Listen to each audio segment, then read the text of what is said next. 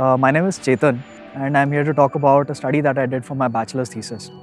Uh, my study was on the evaluation of India's wind energy potential.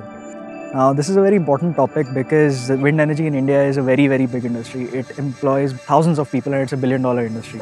And it's always performed better than people expected it to perform. The reason being that a lot of the wind energy produced in this country is bought by the government. So it's a subsidy-driven market.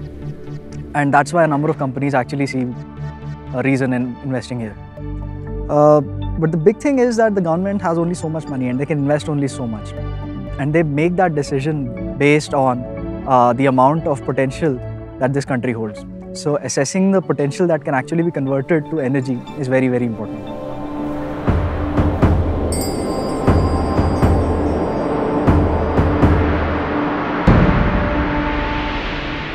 Now this number is decided by an official figure, by an official study, which was done by CWET in India, which pegged the figure at approximately 100 gigawatts.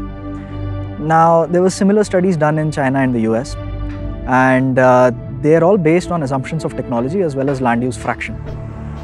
Now the assumptions of technology change with time, and there were newer reassessments done in China and the US, and China especially, with higher hub heights and stronger turbines. It turns out that the new figures are 800% more than the old ones. So this triggered a reassessment for India as well. One of the biggest reassessments was done by the Lawrence Berkeley National Laboratory, a very, very respected lab, which pegged the figure at approximately 2006 gigawatts at 80-meter hub height. Now, when we took a look at that study, we realized that there were some caveats to that. And we tried to come up with a method that would explain those caveats or at least point them out.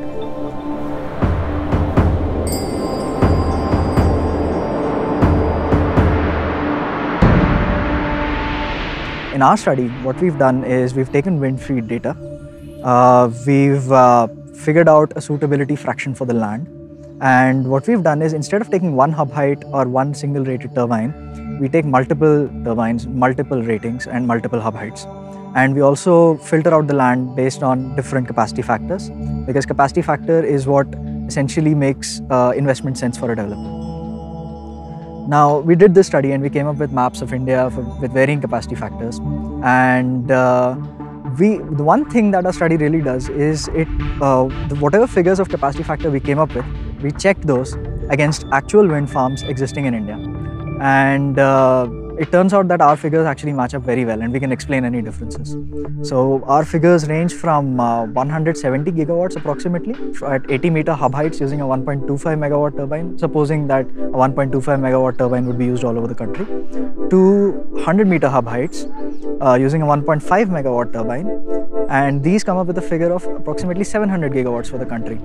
Now this is all depending on one land use assumption. Now this point that wind energy potential is essentially subjective and you can't limit it to one number is the main point that we're trying to make.